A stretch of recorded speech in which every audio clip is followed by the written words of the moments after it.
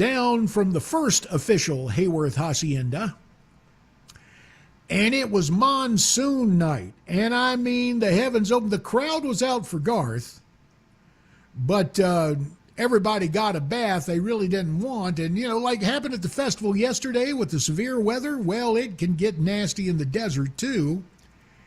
And so when I had a chance to visit with Garth, it was kind of wild because they had a big reception and he'd been all around Capitol Hill and there was still a room. And as you might expect, some of the congressional aides from all the different offices, they were coming in there and they were excited. And I'll never forget how Garth impressed me. He was unfailingly polite. Yes, sir, it's nice to meet you, sir, he says to me. And, at the time, I was a pretty young guy. This is, in the late 90s? And I said, now, you came out to the desert. I'm sorry that the heavens opened with that rain. And he said something, well, you all probably needed that rain. And he was just an unfailingly humble guy. And that's cool. But I got to tell you, and maybe part of this is by design, because here we are, I guess basically, because it's in the news, we're doing, there ain't a promotional fee paid for this, it's just in the news. The fact that Friends in Low Places, Garth Brooks Bar, is going to open in Nashville. And he has been talking about it. He's not a shy guy, as you know. And so it was on his Facebook video, Inside Studio G. And Garth wants you and me and everybody to know he is all about, that's right, diversity. That's right. That's very good. Old Bell is quick on the draw there. Ring my bell, Bell. Let's go ahead and hear cut 2 in its entirety.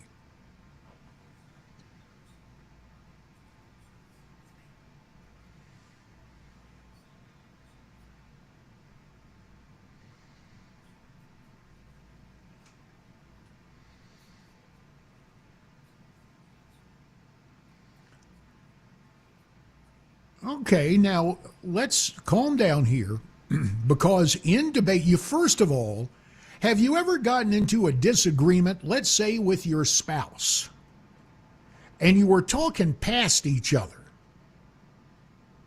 because you had not agreed to a definition of terms? Now, what is very interesting in political discourse, in cultural discourse, in public debate, it used to be one of the rules of public debate that the affirmative team would have the right to define terms.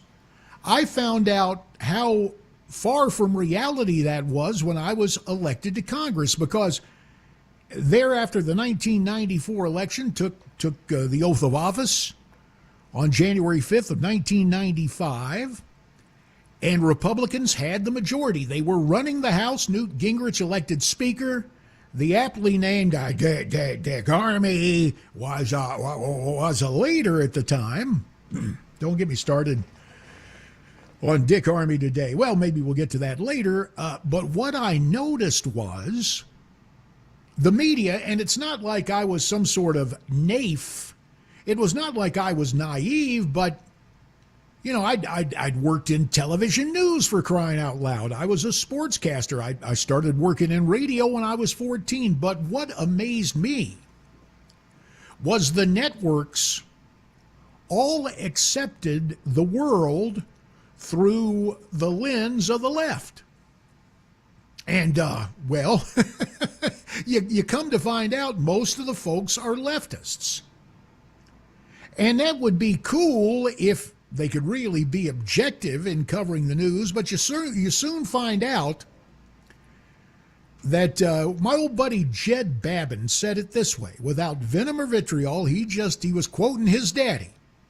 Oh, and by the way, for Father's Day, make plans to be back here at about 2:45 because the final segment, we have what I think is the finest song to come out of Nashville to celebrate daddies. It's like it's a Father's Day anthem, and I will have it for you in the very final portion of our program today. I wanted to get that in because I know you may be getting lunch, you may be running around. I'd love to have you for the whole 3 hours. I know you may have to do other things.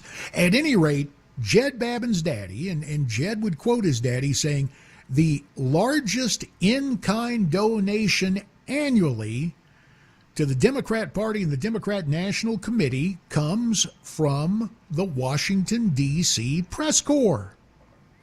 And that was absolutely the case. Now, we passed the contract with America. Oh, Bill Clinton called it the contract on America, and then he after doing that, he'd say, oh, yeah, all this stuff we got done. Yeah. He signed it, so he'd take credit for the work we did because it polled at about 80%. The other thing I noticed, historic welfare reform, the other side was doing show hearings on the lawn, not the actual business of government and the hearings in the Ways and Means Committee and the votes. They had a big group of seniors, and they were holding up signs that said GOP means get old people.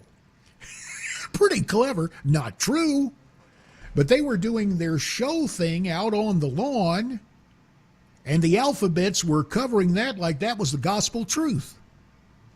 And anything that the new governing majority in the House was doing in terms of legislation, well, somehow it was harmful and somehow it was going to hurt somebody somewhere. And when we would point out the real people who would be helped, I remember one night CBS doing a story about the danger of policymaking by anecdote. In other words, when we had our real life stories, when we had our narratives, they weren't to be allowed. So I tell you, let's listen to Garth one. Let's re-rack cut 2 if we can and hear it one more time. After all that preamble, can we do that?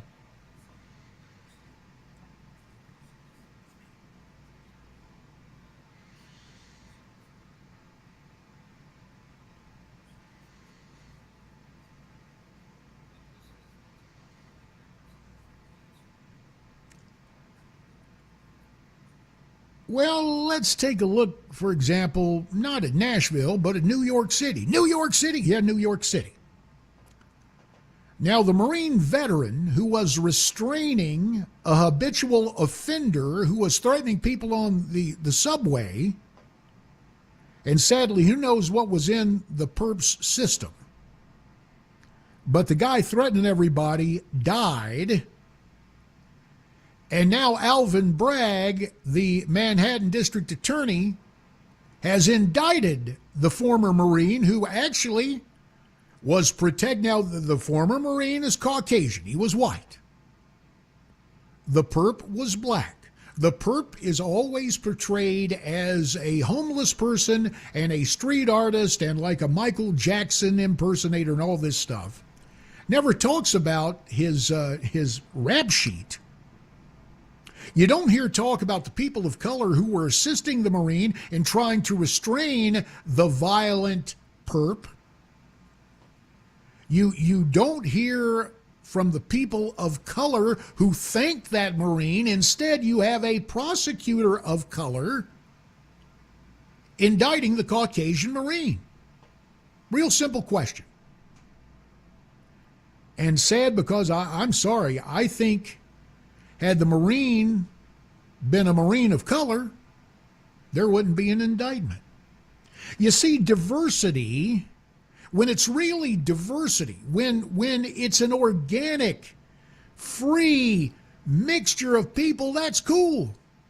But when you get a situation where, like currently in the federal government and in a lot of courtrooms, when it seems they got to check a box, and when quite literally, to use a broadcasting phrase, there are circumstances beyond your control. You can't control what color you are. It's beyond your control. And though some folks like to say they can control their gender if they want to change it, biologically that's not true. So there are a lot of things about diversity that the definition has been changed.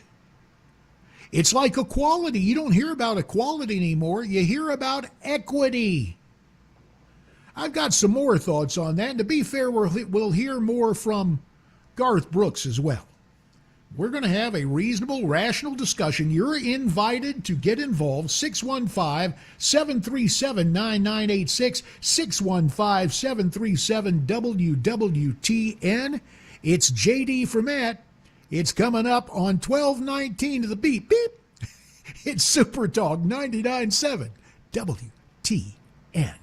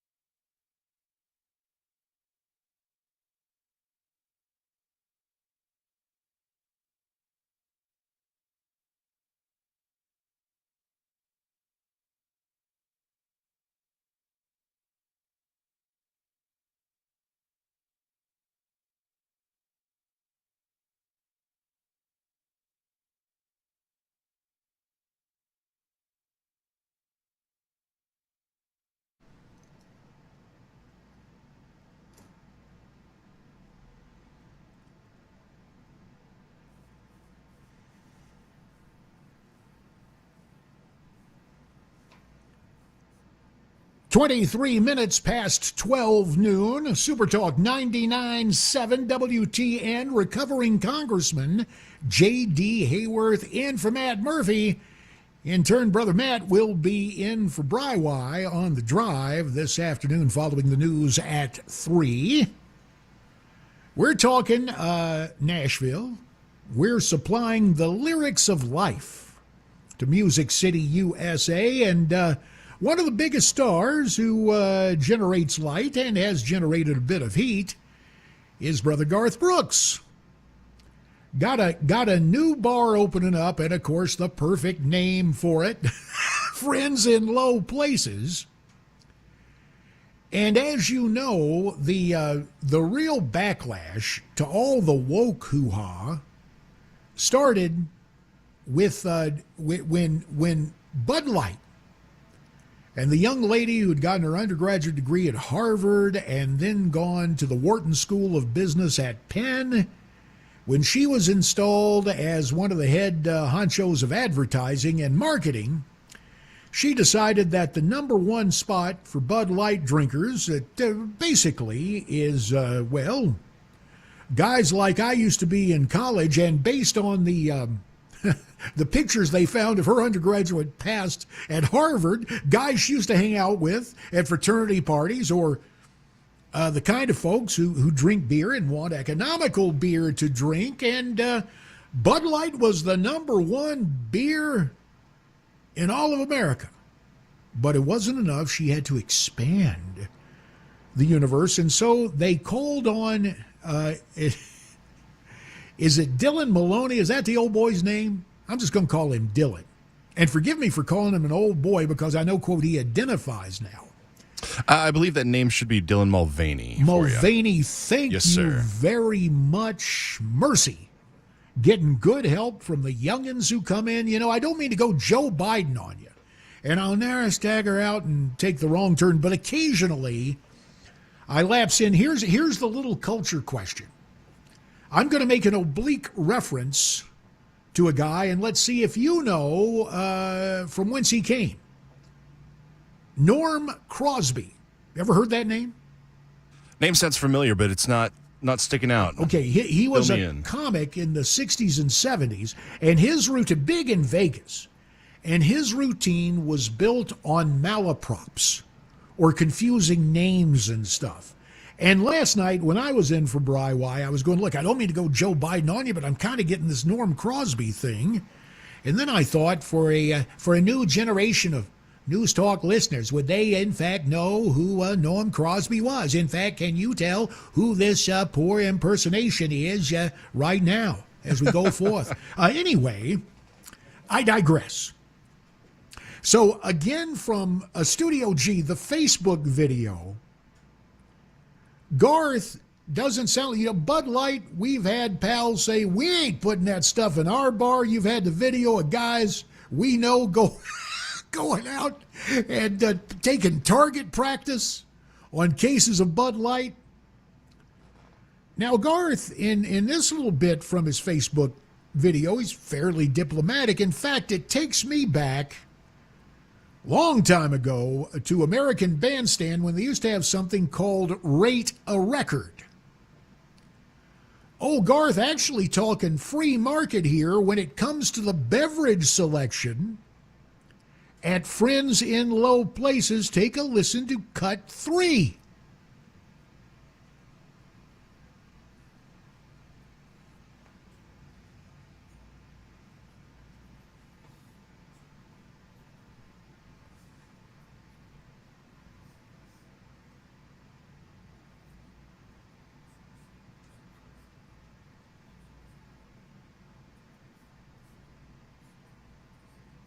Now, that was Garth on the Studio G video, inside Studio G with that hip little Garth kind of logo. But I guess we would go with apologies to the motion picture The Three Faces of Eve, which I think Joanne Woodward starred in. And that was even before my time. It's just kind of the thing you got to be culturally literate on entertainment products. Anyway, it's the two faces of Garth. Because here he is on a Billboard Live interview before a live audience. And to put it politely, he is much more strident in this Billboard Live interview. Now, again, a star entertainer, especially one who, if you know Garth's story, going there to the bars in Oklahoma before moving to Nashville, I mean, it's part of the drill for a lot of performers, and so you read the room. Well, that also goes on with politicians and other public officials. You kind of understand the audience, but I'm not going to make excuses for the old boy. Take a listen. It's Garth Brooks in the Billboard Live interview. I call it the two faces of Garth, and it seems to be a different answer from what we just heard on Cut 3. Listen to Cut 4.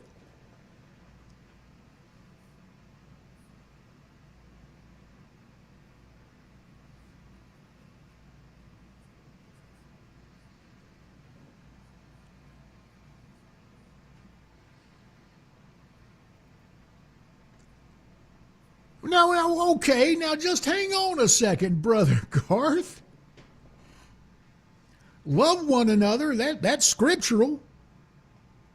But then you go calling people a-holes. Now, maybe you recalibrated the message. That's cool. But let's face it. People go to bars, people go to honky tonks. They don't have to be looking for violence. They don't have to necessarily be politically incorrect. But to instantly say, yeah, we're going to serve everything. You know, like, we love everybody, man. There, you won't be an a-hole, go somewhere else. Well, you may get your wish, and it's not exactly from people being a-holes. It's from people tired of virtue signaling. You see, the message gets to be a little bit inconsistent. Is everybody welcome? Or should conservatives just stay out? A few thoughts about what the tolerant left might actually tolerate. And I'm interested, are you going to go to Garth's bar when it opens up? Or are you going to take your business elsewhere? 615-737-9986, 615-737-WWTN. It's JD from Matt Murphy on Super Talk 99.7 WTN.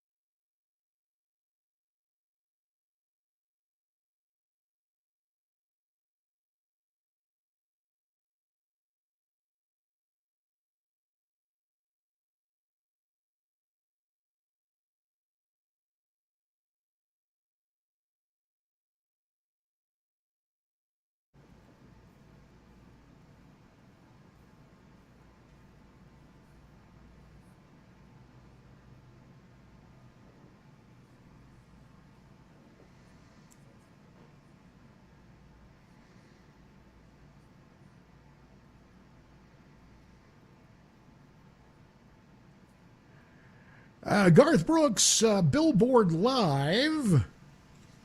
Little quote from Scripture: "Love one another." And although I see all sorts of stories about, in fact, when kids at school would want to say a dirty word, I still can't do this on the air. I mean, even though you read the word ASS in the Bible about a little donkey, kids, I'm going to say that word because it's in the Bible. Not as a professional broadcaster. And granted, Friends in Low Places is going to be a bar. I guess, arguably, you can turn any place into a house of prayer. Sure, it's when it becomes a den of thieves, that's when you get in trouble. Now, I just asked the simple question. With all the attendant controversy, and Garth seeming to be, well, on one hand saying we can all have our opinions, and then is he calling those of us that disagree with him, calling us a-holes, or is that just being too insensitive, or too sensitive, I should say? And are you going to patronize the place? That's the bottom line. That's what I want to know. 615-737-9986, 615-737-WWTN. First up, from McMinnville, it's Barry. So, Barry, what's your take on all of this? Thank you for taking the call. I believe that we're going to run across a lot of issues we have over the years, and we will continue. As conservatives, we need to be responsive and not reactive. We need to select our fights, pick our fights, and maybe this is not one. It's a pretty small issue in the scheme of things, and I think Garth Brooks has already made himself clear. But I just wanted to say that let's fight the big fight, not the small fight. Let's be more selective. And well, good, Barry. For taking the call. Hey, I thank you for the call. Interesting divergence of opinion, very politely delivered by Brother Barry, and I thank him for his assessment. The reason I chose this topic, quite frankly, is because it is Nashville-centric. And because it's holding up a mirror. This is what I used to hear from, especially old Tom Brokaw, who was a nice enough guy to me, but leaned to the left. When he anchored NBC Nightly News, he would talk about, we simply hold a mirror up. We simply hold a mirror up to American society. I said, Tom, well, since I've been here, you kind of use a funhouse mirror. Doesn't look like the same thing, but okay. So Barry's telling us, yeah, you shouldn't make a big deal out of this. Yet it is symptomatic of the culture wars, if you want to call them that. And Jason Whitlock, who really has had a road to Damascus experience in terms of the First Amendment, the Second Amendment, probably was a much better offensive lineman at Ball State than I was at NC State. Man, his new column from Blaze Media, Whitlock, Garth Brooks befriends the fallen angel in the lowest place. I'll share some of that with you, but let's get back to the phones. Line 2 is calling in straight from Music City, from Nashville. It is Mike. Mike, the mic is yours, so to speak. What's your take on all of this? I believe people are blowing this way out of proportion. Born and raised in Nashville, I know I've been down on Broadway in several of the bars. There are tailholes in every one of them. I think what Garth is trying to say is just come on in, we'll serve whatever you want, and if you're coming in here to make trouble, we don't want you. All right. Well, that's the more traditional take on it. Sure. Okay. I got you. Thank you, Mike. I appreciate that. Yeah, you're welcome. Thanks for the call. So, yeah, you may want to go check this place out. Might be cool. Might be fun. The thing is about tolerance. Tolerance literally means to tolerate. And tolerance does not extend to certain activities. Obviously, in a bar serving alcoholic beverages, tolerance needs to be age-related because that's related to the law. In other words, we're not talking demographic diversity. We're not talking about a second grader climbing up on a bar stool and, I guess, reworking. I think it was Eddie Rabbit that had the song "Drinking My Baby Off My Mind," changing it "Drinking My Mama Off My Mind." I don't think that's going to happen. Yet we have seen other, even more serious breaches of age-related activity in the name of diversity, have we not? What was the big stink over at Vandy Medical Center about trans surgery for minors? What did the state legislature just go through with all of that? So as I'm flashing back to getting out of high school, and a shout out to Sally Dunlap at High Point Central when she said two things, John David, as student body president, I had to deliver a farewell thing. She said, number one, don't be so open-minded that your brains fall out. And number two, don't carry the torch so long that you burn your fingers. In other words, learn that there's a clock, learn that there are limits, and yes, while you may broaden your thinking, you don't want your brains to fall out. So tolerance literally means to tolerate, and we got to keep that in mind. Line 3, Lebanon, Tennessee is a place where Dan is waiting patiently. Dan, welcome to WTN. Hello, Dan. I'd say screw Garth Brooks. All right, that's a simple statement, and you have delivered it, Dan, and I thank you for the call. Line 4, it is Tim. Tim, what say you? Brother Tim, can you hear me? Yes, sir. Your take on the bar, on the different points of view, open-mindedness, tolerance, sweetness light, hops and barley, and cocktails. Where does all this fit in with Brother Garth, Bud Light, and the culture wars? Well, from what I've heard, and I've got a lot of friends that go to bars. I myself don't. I don't drink. But, I mean, there's been cases of, like, say somebody else goes to the bar and they order a Bud Light. What he's talking about is some of these places, there'll be 4 or 5 other patrons that will start yelling and screaming at you for ordering your drink. Huh. That's interesting. I believe you should be free to buy whatever you want without being harassed because you want to drink a Bud Light. Well, now, that's don't very want to true. drink a Bud Light? Don't drink it.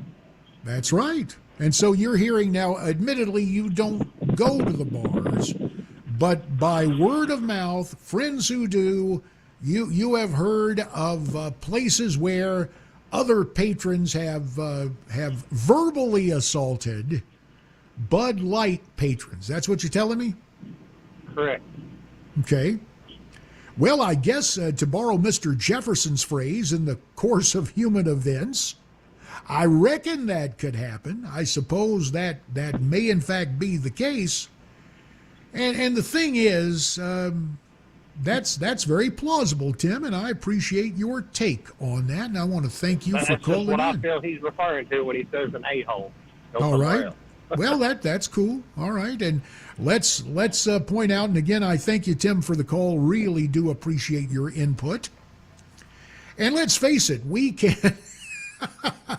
we can encounter that A-word person just about anywhere, can we not? It doesn't have to be a bar or honky-tonk. It can be a family restaurant. It can be a fast food place. It could even be at work. You know what I'm talking about? Know what I'm talking about? Huh? There may be some with whom you don't get along. There may be the one lady or gentleman who just lives to want to torment you. But when people get juiced up, inhibitions kind of go. That's one of the things about having a couple of pops. That's why you should enjoy them in moderation. But the question remains, are you going to go to the bar, and are we making too much of a deal about this thing Back to the phone lines we go. On line one, checking in from Murfreesboro, it is Jennifer. Hi, Jennifer. Hi, how are you? Doing well, thank you. Thanks for calling in. I was just going to call, piggyback off of some of the same things that others had said. You know, I think it's just a situation where he's laying it up out front that this is my bar, this is what I'm going to serve, this is what's available to my patrons if they want to have it, and you don't have to drink it. But if you have a problem with other people drinking it in my bar, then maybe you should go find another bar that's better suited for you. And I agree with him on that. That sounds, if the message had just been delivered that way, instead of in a front a group where of cheering activists where suddenly if you want to be an a-hole, go somewhere else, it carries the wrong connotation. But you, again, have explained it cogently and clearly, Jennifer, and we thank you for doing so without lapsing into opprobrium, that is to say, talking dirty. Well, like I said, you know, sometimes, though, I mean, it when people think that they have the right to tell other people what to do, sometimes you have to back up and say that's not the way that we're going to do it, and sometimes it takes that forceful language. Well, sure, okay, I guess so, and I do appreciate your call, Jennifer. I also, again, to borrow Mr. Jefferson's phrase, in the course of human events, I've also noted that tolerance is not a two-way street. You're seeing it right now. We talked about it earlier, the morphing of equality into equity. No longer equal opportunity for the equality of opportunity. No, now equity calls for the enforcement of outcomes. And that is a dangerous path to tread. More of your calls. Whatever your weekend plans, if you're cool with being a friend in a low place, well, Garth says you can come in, just don't be an a-hole. And we're looking at 12 minutes till 1. It's JD for Matt, and it's Super Talk 99.7 WTN.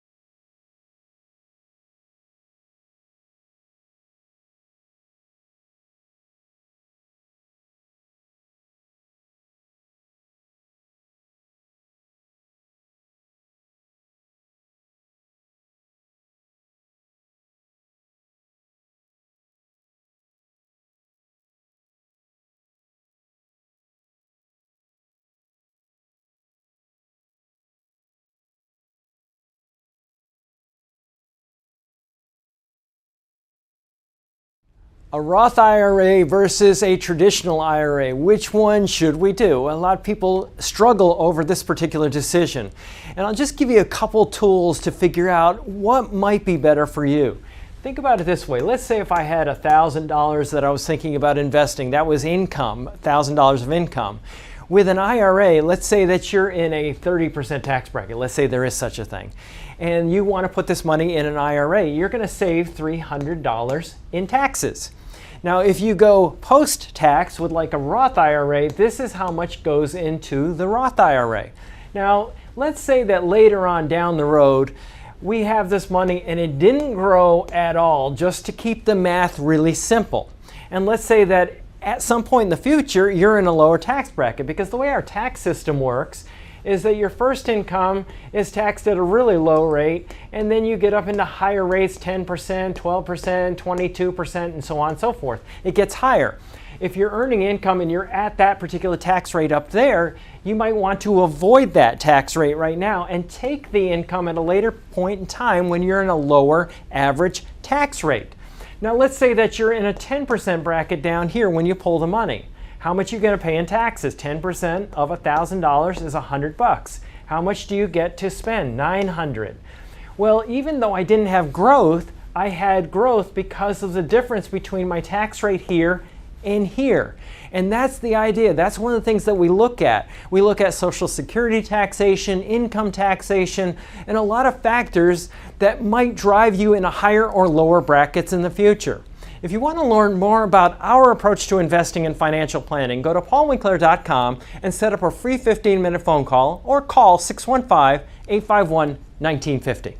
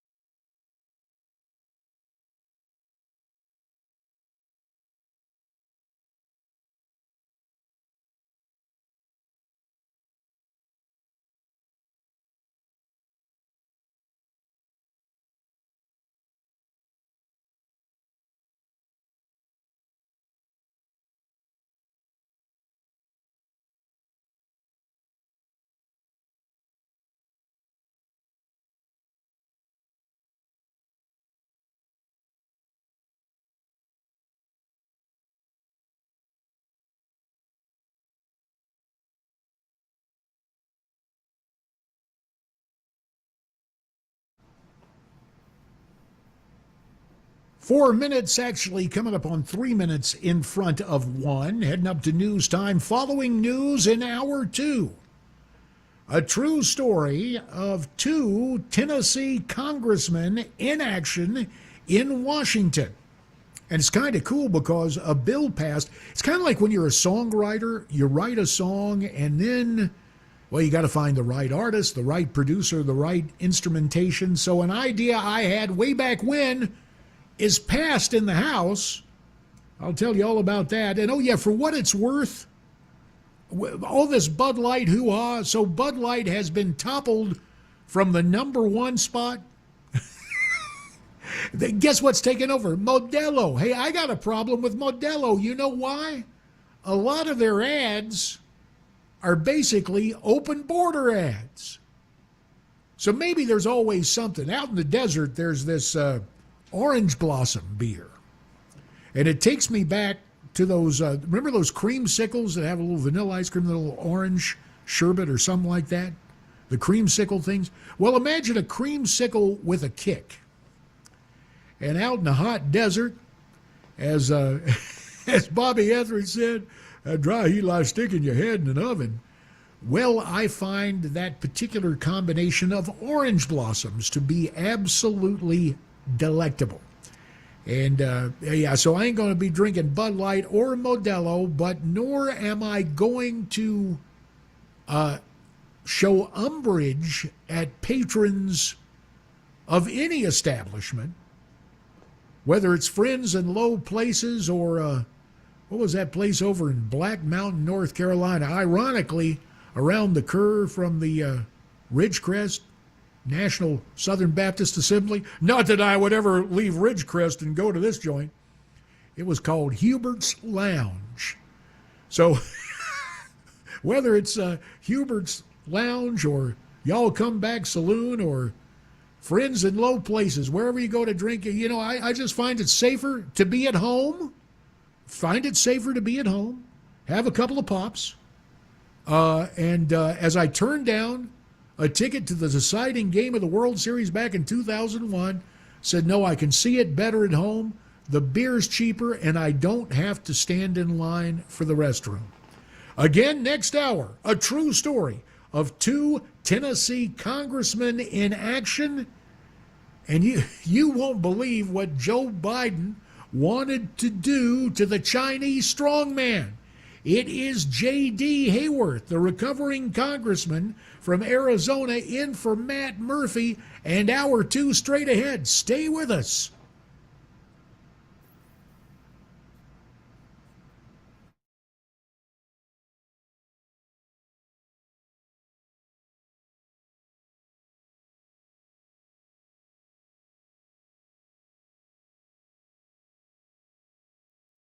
Opening fire at the Tree of Life Synagogue in October of 2018, killing 11 worshipers, injuring 7 more. It was the deadliest anti-Semitic attack in U.S. history. ABC senior investigative reporter Aaron Katursky. The prosecutors were quick to point out Bauer's own words about how he hates Jews and how he deliberately targeted them. And it's the obstruction of the free exercise of religion that resulted in death that makes this case death eligible for Bowers. And that's where the case will go next. It took the jury only 5 hours to convict the 50-year-old truck driver on all 63 criminal counts. Attorney General Merrick Garland in Minneapolis today with the results of the Justice Department's more than 2-year investigation into the city's police department, with the findings revealing widespread abuses of power. That investigation followed the police chokehold death of George Floyd. Every person in the United States must be able to go about their daily lives without concern that they will be affected by unconstitutional policing, particularly unconstitutional force. Garland saying the DOJ and the Minneapolis Police Department have reached an agreement in principle to negotiate towards a consent decree that would implement a series of reforms overseen by an independent monitor. Minneapolis Police Chief Brian O'Hara. I look at this not as a list of reforms that have to be done that we're just going to check off one after the other and try and be done with this. This is truly about trying to change culture around policing. A deadly tornado roared across the Texas Panhandle, devastating the small town of Perryton. Took a direct hit Thursday evening, killing at least 3 people. More than 100 others were injured. The storm left the entire town without power. It could take days to restore. On Wall Street, the Dow slipping again, up 23 points after advancing a little further earlier in the day. You're listening to ABC News.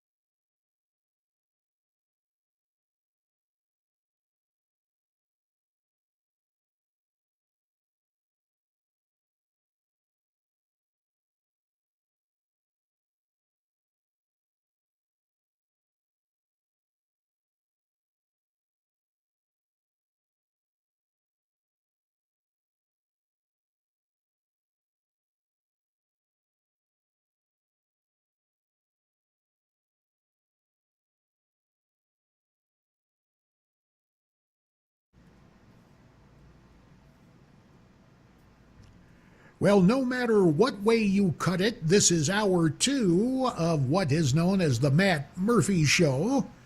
But today, it's the recovering congressman, longtime broadcaster, and legend in my own mind, J.D. Hayworth in for Matt. Matt, in turn, will be in for Brian Wilson on the drive following the news at 3. Now, this hour. And I found this to be the case when I was in Congress, just in terms of form and function of how the Washington media works. It's not always completely ideological driven. For example, it's a whole lot easier to cover one guy at the other end of Pennsylvania Avenue, 1600 Pennsylvania Avenue, than to come down and try to cover 435 United States representatives in the House. And so in terms of coverage, always and forever, really, I think especially from the era of radio and the dawn of electronic media, starting with radio, intensifying with television, the concentration of the media coverage has been on the White House and whomever is the occupant of the White House. Then next in line, it is the world's most exclusive club, the 100 members of the United States Senate, And then when the Constitution or current events demand it, then you may see some coverage of members of Congress and the business being done in the United States House of Representatives. Now, it's not like in this internet age, in this information age, you can find the info. It's just not prominent as a rule of thumb on the Sunday shows, on network newscasts. Usually stuff that happens in the House is, I don't want to say ignored, but it's not exactly covered with the same scrutiny or just the same time involved as the White House, which is not to say that even the White House, the current regime, I just saw the figures for coverage of the Biden-Burisma checks. As of last night, the Alphabet networks on their nightly newscast and other television news programs, ABC, CBS, NBC, 0 minutes to Burisma, all sorts of time devoted to Trump. But let me turn to the House of Representatives and a Tennessee tag team, we'll call them, although serving in the House is not professional wrestling. As I mentioned yesterday when I was in for Brywye, there are, as an old sportscaster, I can tell you, there is a scoreboard in the House. There's a time clock. When the vote comes up, and there's a big wall where electronically your name is projected, and when you go to vote with your card, or if you want to vote by writing what you want to do, you take it up to the desk. At any rate, your vote is recorded, and there will be your name, and either a green light for yes, green light for aye, red light for no, or a yellow light for saying, I'm present. So what we find is that there are a lot of questions that come up, and sometimes it takes a while for an idea to catch on. For example, way back in the mid-90s, I introduced the Congressional Responsibility Act. It was built on the notion that we ought to take Article 1, Section 1 of the Constitution literally. And what does it say, you might ask? All legislative powers herein granted shall be vested in a Congress of the United States, which shall consist of a Senate and House of Representatives. All legislative powers. Now, here's what happened in the progressive era. Republicans and Democrats, TR for the GOP, Woodrow Wilson for the Dems, in the early part of the 20th century. You had initially the unintentional rise of the de facto fourth branch of government, the regulatory state. And initially, like a lot of things, it was born of a noble impulse. As a nation, as transportation improved, as we were, the cattle ranchers out in Arizona would get their cattle to the stockyards in Phoenix, and that beef, or in lieu of that, they'd maybe way up north in Arizona, they'd get them on the railroad trains and send them clear back to Omaha or Chicago. As we saw the nationalization, not the socialization, but the nationalization of grocery shopping, for example, right? The first national chain, the Great Atlantic and Pacific Tea Company, A&P, as we had those stores, as we had the rise of the first national retailer, Frank W. Woolworth, one of the first. Of course, Sears Roebuck and all those places, but especially when it came to food and drugs and cosmetics. A noble impulse was, hey, we need to bring into government scientists who understand how to protect the food supply. And yes, it was a noble impulse, but what we did, starting for very sound reasons, government being government, Washington being Washington, everything took on a life of its own to the point where by the time I got to Congress and right up until today, you have a situation in the realm of constituent services. And that's if you have a problem, let's say your mom's Social Security check didn't show up to the house, whatever, call your congressman. You need information on getting a passport or you need it expedited, call your congressman. You have questions about legislation, of course, but there's something called casework. But in essence, what happened in the 20th century with the rise of the regulatory state was that we allowed government bureaucrats and the rise of these executive agencies, an alphabet soup of acronyms.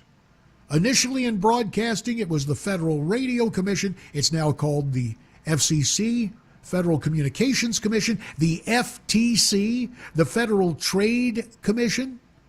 Take your pick. OSHA is one, Occupational Safety and Health Administration. It seems there is an acronym for almost every endeavor in American life.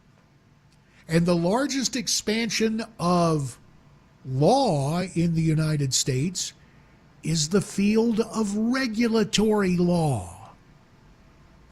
And you would hear about some jurists being strict constructionists or constitutionalists. Well, not so fast. Some of those folks, including the late, great, affable, accessible Antonin Scalia, some judicial conservatives would take a look at legal precedent. So the court decisions in the 1930s really got things started. And then by 1984, the big case, and let me make sure I have the name of it right. It was Chevron. I want to get the name of this right here. You can tell I didn't go to law school. My reading dynamics course has gone by the boards. Oh, well, that's right. It might help if I looked at I was looking at one of my own articles.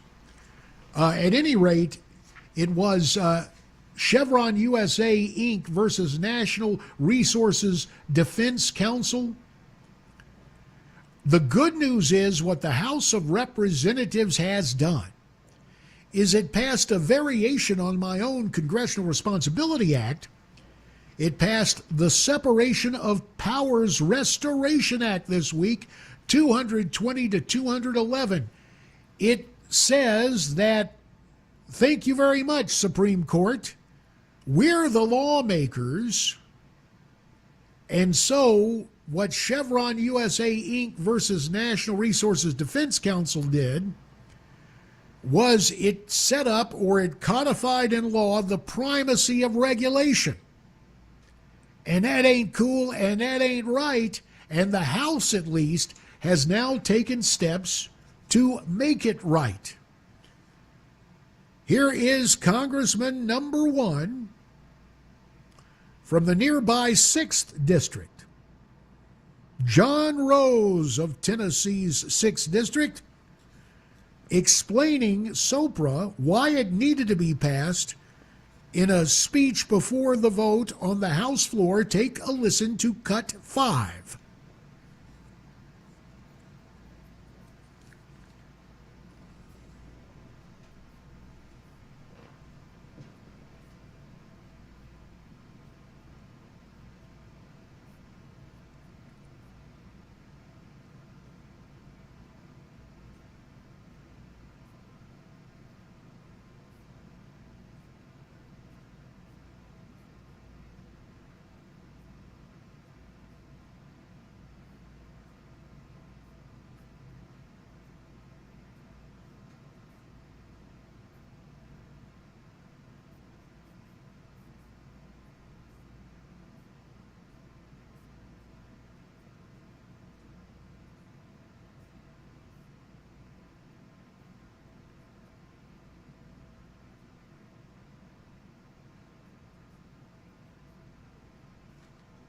That's absolutely right. Congressman Rose is smelling sweet right there because he's on the right side of the issue, in my opinion.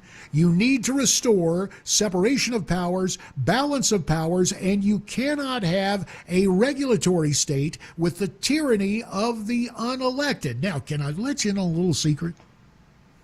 A lot of members of Congress were cool. It goes back to when I touched on constituent services. See, a lot of times constituents will come, businessmen in your district, they'll say, hey, OSHA is saying this, but you guys passed this law. Can you write a letter? Can you make an inquiry? Now stop and think. You've got a constitutional officer, a duly elected member of Congress, writing an unelected bureaucrat over a government regulation. Dear Mr. and Mrs. Government Bureaucrat, would you please reconsider your disposition of the enforcement of the proposed regulation on my constituent? Because I think the debate in Congress was clear that is not what we intended. And think of where the power rests in that situation. It's with the unelected bureaucrat. If you want to know why Washington has gotten so arrogant, it's more than a right versus left mindset. It's because the apparatchiks within government, whether in Washington or out in the hinterlands, I remember my constituents in the 6th District of Arizona, the cattle ranchers, said there was a guy from BLM, and no, not Black Lives Matter, the government BLM, Bureau of Land Management. This guy was born back east, and he loved having power. And he went to one of my constituents owning a cattle ranch, and he said to him, hey, as far as you're concerned, I'm God. Well, we seek to change that, and the good news is it wasn't my Congressional Responsibility Act, it's the Separation of Powers Act, but it is long overdue. So if you've got a comment on Congressman Rose's comments or on this emerging legislation, sure, will it get through the Senate? Don't count on it. With the Dems and with the Vice President, Kamala Harris, she'll take a timeout from giggling to vote no, but at least it has passed the House. And I wanted to point it out to you. Comments, questions, pictures, or pictures, no, but word pictures are welcome. 615-737-9986, 615-737-WWTN. It's JD from Matt. And it's 19 minutes past 1 on Super Talk 99.7 WTN.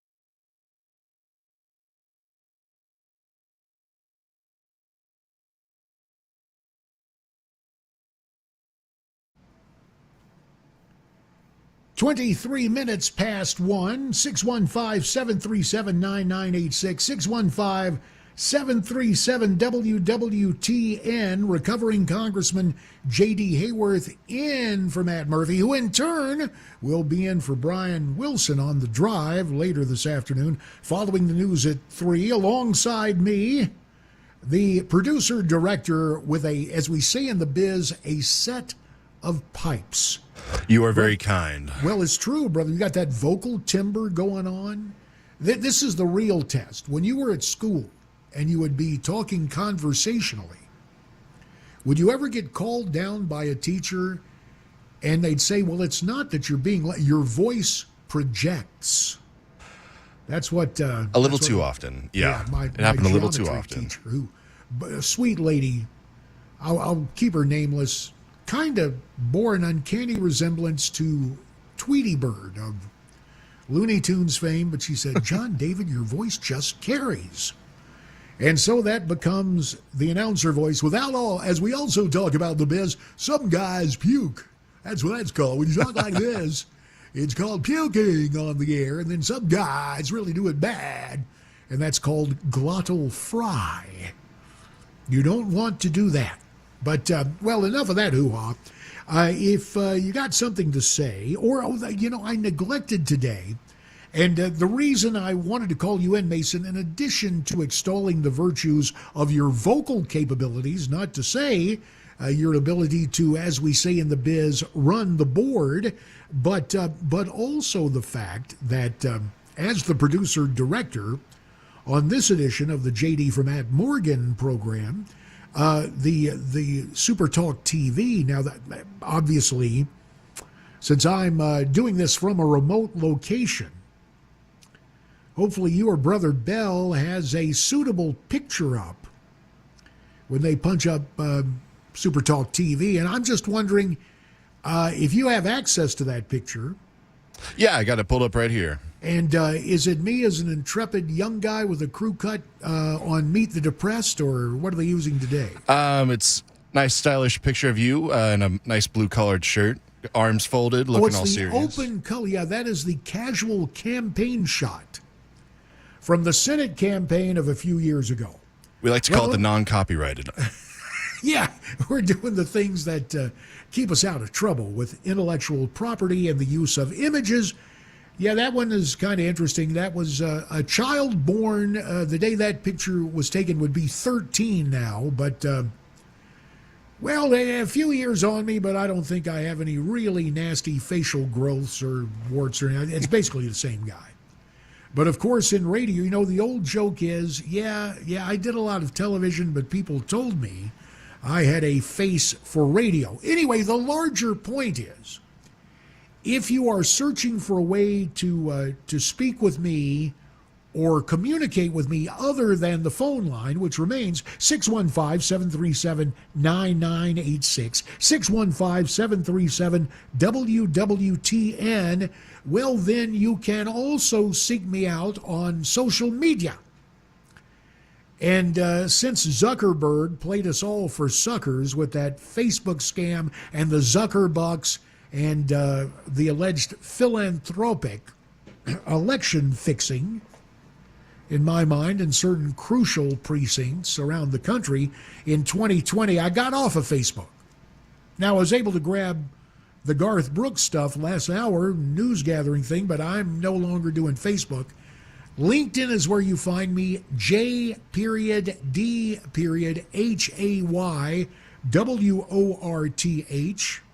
Connect with me, and then they have a little instant messaging feature where you can say, JD, what on earth are you talking about? Or take issue or say, I think what you are saying is absolutely right. So I was talking about the notion of Congress taking back the authority it is granted by our founders in Article 1, Section 1. We heard from Tennessee Congressman John Rose capably representing the 6th Congressional District. If I mangled his last name, see, old habits die hard. When I was growing up, the kid who was the House Republican leader When Jerry Ford left and became vice president and then president when Dick Nixon resigned, John Rhodes of Arizona was the House Republican leader. And what was cool was later in life, he became my constituent. And so when I would be in Washington and I needed a surrogate speaker, I would have the former House Republican leader. And I got to tell you, demographically, when there was like a Medicare town hall and organizations not always friendly to conservatives, maybe you can think of one or two, when I needed somebody to go represent me when I had votes in Washington, I would send the leader over, and he would graciously do it for me. And everybody loved John Rhodes, in much the same way the folks in the 6th District loved Tennessee Congressman John Rose. But two pieces of advice when I got elected. And the congratulatory, take three, the congratulatory calls came in the morning following the election in 1994. One call was from Leader Rhodes, and he said, "Oh, buddy, congratulations, and do you realize you're going to get to do something I never got to do? You're going to preside over the House as Speaker Pro Tem. In all my time in the House, I never got to do it because we were only the majority in my first term. And after that, we were always in the minority. And besides, in that first term, the old thing was freshman congressmen were seen but not heard. But I got a funny feeling you and members of your class are going to change that. And the other thing, partner, is you and Mary go off for a couple of days, but don't follow my example. Betty and my example, we went to Las Vegas and we came back, and 9 months later we had a new bundle of joy. So enjoy yourself, but watch out," which I thought was nice. The other piece of advice, ironically, came from a guy who eventually became my political opponent because of his stance on the border. The late Senator John McCain. He calls up and goes, "Hey, congratulations, boy. And let me tell you, when you get to Washington, you're going to feel like a mosquito in a nudist colony." I said, well, Senator, thanks for the kind words, but mosquito in a nudist colony, what do you mean? He said, "Yeah, you're going to be like a mosquito in a nudist colony. There are so many targets of opportunity." And so two different congratulatory messages with valid advice. When we come back, the second half of our Tennessee tag team, Congressman Andy Ogles of the 5th District, why old Joe down at the other end of Pennsylvania Avenue may want to take the 5th Amendment. We'll tell you what Congressman Ogles has been up to, and as always, we're happy to hear from you. Oh, mercy, time's getting away. It's 1:32. It's JD for Matt. It's Super Talk 99.7 WTN.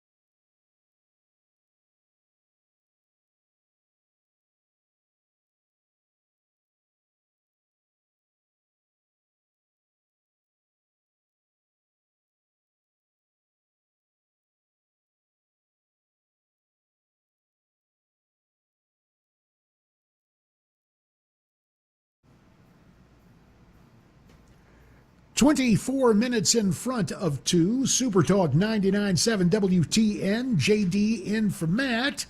Brother Murphy will be in for Brywye on the drive following the news at 3.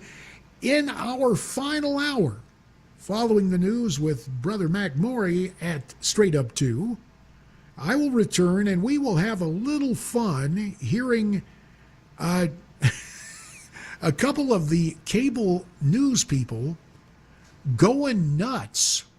Well, really one in particular who I know from his time as a young press secretary and then a cartoonist for Roll Call and ostensibly a reporter on Capitol Hill, just how upset he was at Donald Trump earlier this week and the whole phenomenon of how the Washington press corps just goes nuts about Donald Trump.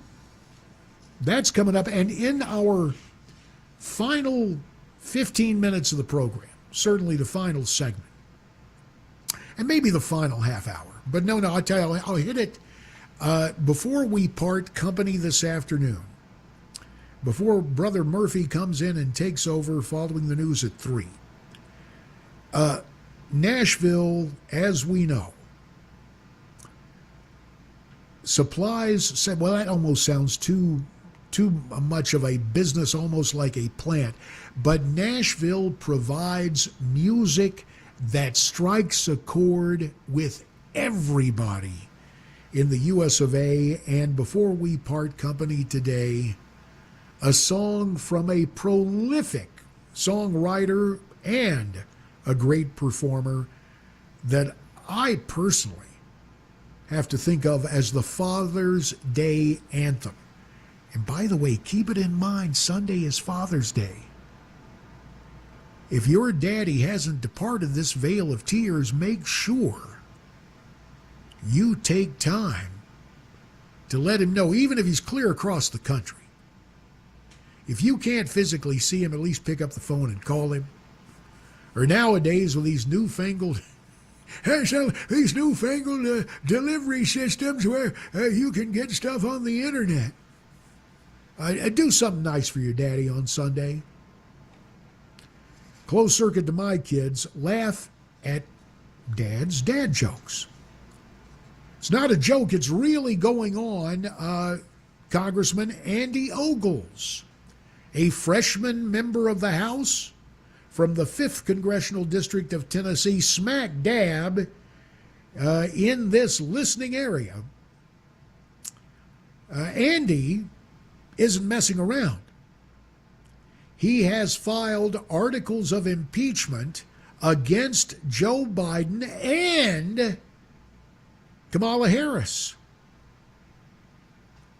And this is not like the whole gimmick that Adam Schiff pulled. Speaking of his name, why on earth 20 Republicans voted down the rule to bring the bill to the floor to censure Adam Schiff earlier this week is beyond me. Now, I heard from one of the guys in Arizona, Juan Ciscomani, hey, we can't fine Adam Schiff $16 million. Hey, let the courts sort that out.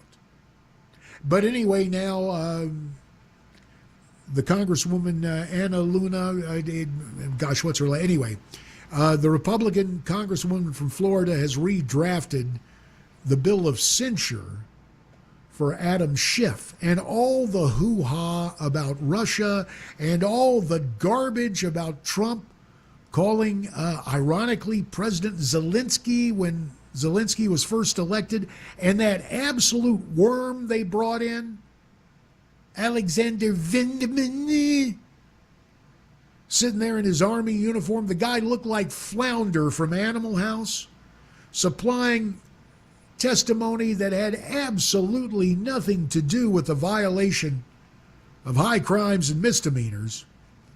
But Andy Ogles has a bill together, and he goes after it. It's a package deal. Not only President Biden, but also the vice president, as I mentioned. He faults the vice president for just ignoring the border, even though she was supposed to be the border czar. And for Joe Biden, well, Biden has weaponized the presidency, both in his tenure as president and in his previous 2 terms as vice president, quote, to shield the business and influence peddling schemes of his family from congressional oversight and public accountability. Now, Andy was on. He was on my old buddy Steve Malzberg, with whom I used to work at Newsmax TV. And Steve, like yours truly, back on the radio, Congressman Ogles explains that it's real simple. His articles are not made up out of whole cloth. They are based on legitimate oversight. And he offers a little compliment to neighboring Congressman James Comer of Kentucky, of course, is chairman of the Government Reform and Oversight Committee in the House. Take a listen to Congressman Andy Ogles. This is cut 6.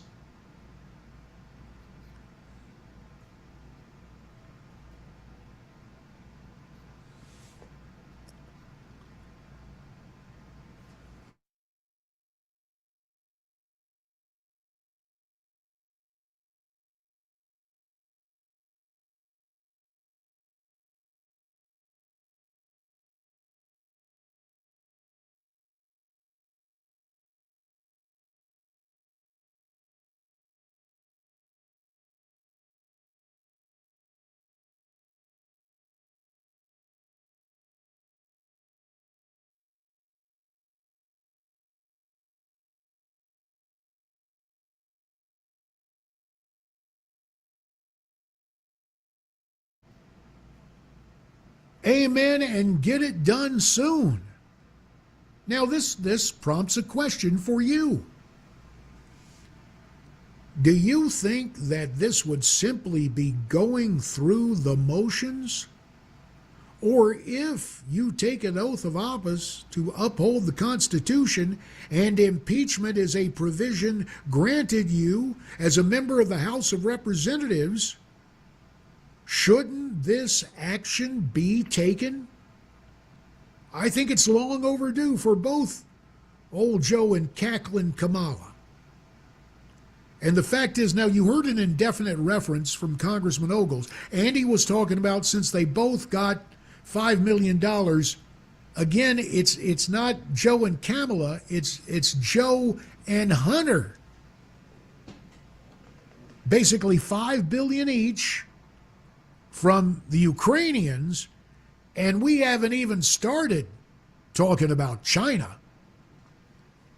So do you think this is a necessary and worthwhile endeavor?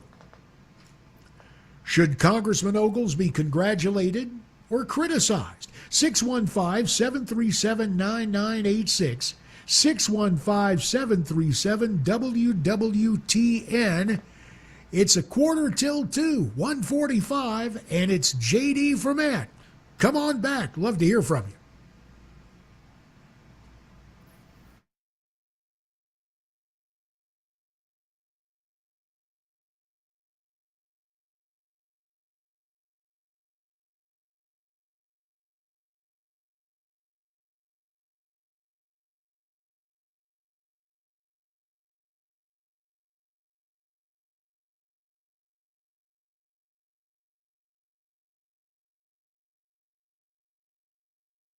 A Roth IRA versus a traditional IRA. Which one should we do? A lot of people struggle over this particular decision.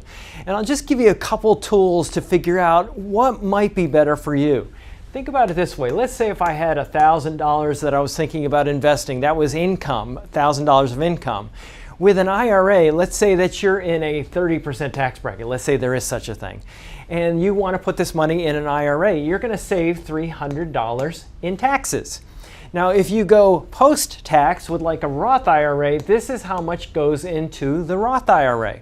Now, let's say that later on down the road, we have this money and it didn't grow at all, just to keep the math really simple.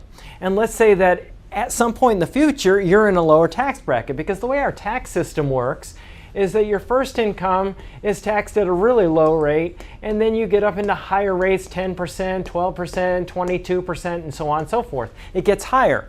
If you're earning income and you're at that particular tax rate up there, you might want to avoid that tax rate right now and take the income at a later point in time when you're in a lower average tax rate.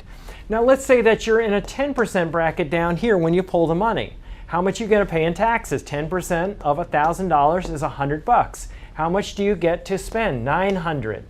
Well, even though I didn't have growth, I had growth because of the difference between my tax rate here and here.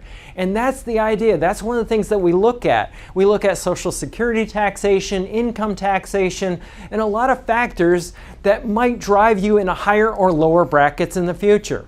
If you want to learn more about our approach to investing and financial planning, go to paulwinkler.com and set up a free 15-minute phone call, or call 615-851-1950.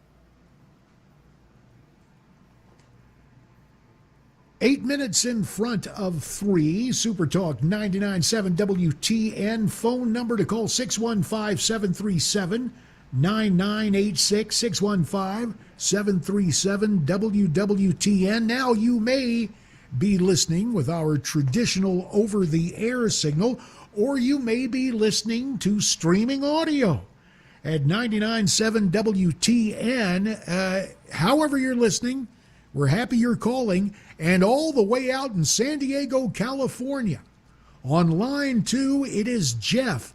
Jeff, welcome to WTN.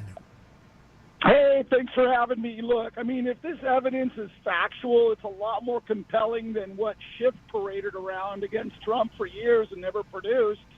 If there genuinely is not a biased and one-sided judicial system or people in place, okay, let's put the facts out there and see how it goes. But it seems pretty compelling to me, and I'd like to see that evidence investigated. $5 million, that seems like an impeachable offense to me. Why wouldn't they investigate? Well, My 2 cents. Thanks. Hey, I appreciate the call, Jeff, and thanks for listening way out on the West Coast. You know, all us Arizonans end up over at the beach, or we used to before Gavin Newsom did his best to, and continues to fight to turn California into a third world hellhole. But anyway, still the beach there is nice to the point where the folks over in San Diego usually call Arizonans who visit, they call us zonies. But do you ever get the sense, to Jeff's point, that members of the Washington press corps at the alphabet networks are walking around like they're in some sort of Twilight Zone episode, ignoring all this stuff? Remember the videotape. There's Biden as the arrogant vice president he was when he still had a few more operating brain cells, and he can't help but brag. So I told him, I was over there, I said, what time is it now? We're going to be gone in 4 hours. So you got time to fire that prosecutor or you don't get $1 billion. Let me just tell you, I'm not a lawyer, never played one on TV. But whenever you say you do something to, and we will do this for you, that is called a quid pro quo. That is illegal for any constitutional officer. And there's old Joe bragging about it. And then remember the clincher was, well, sweet old boy, except to use the other term, SOB, sweet old boy, that prosecutor was fired. And as Andy Ogles points out, it was the prosecutor on the trail, on the tail of crooked Hunter Biden and Burisma. And as Congressman Comer, James Comer of Kentucky, not to be confused with a 6'8" ethical pygmy, James Comey, who turned the FBI into FIB, the fib.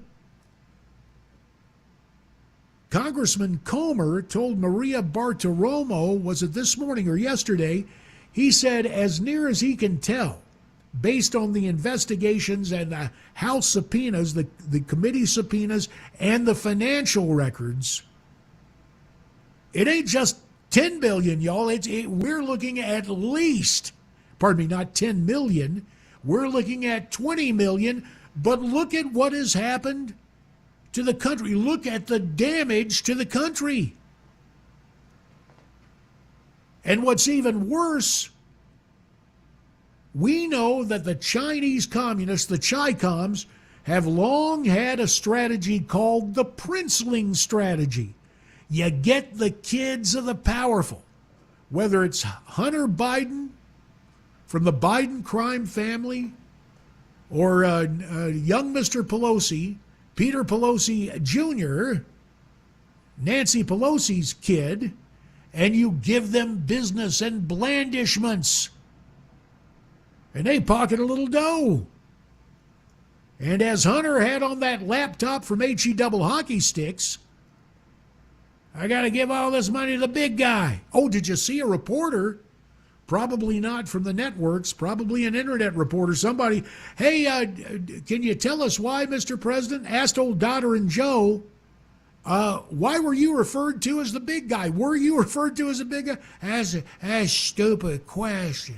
See, old Joe may have trouble with his faculties, but he knows that the press, 9 out of 10 guys know their job, and it's to shut up, not follow the money, and basically do a commercial for Biden Inc. Isn't that fascinating? You used to hear from the network anchors all the time, especially when Republicans are involved. Follow the money, follow the money, follow the money. No interest now. And remember back, I guess it was February.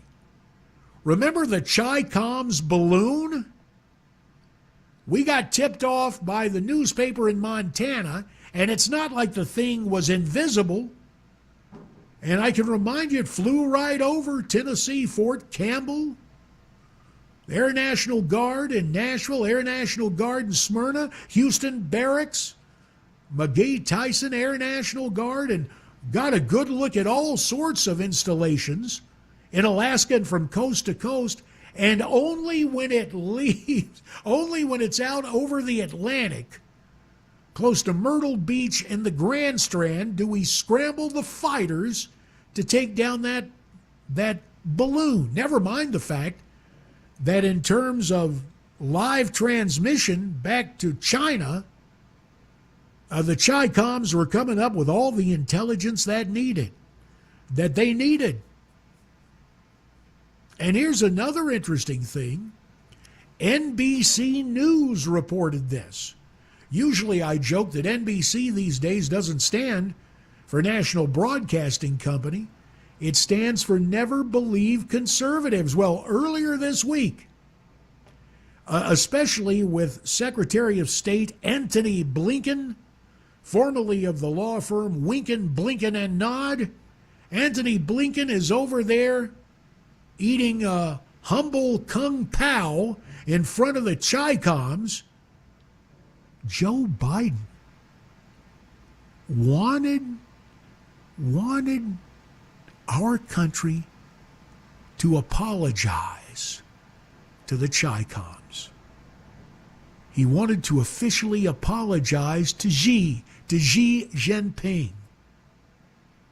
That's dangerous, to say the least. More on Washington Madness next hour. It's JD for Matt. Now it's news time. Stay with us.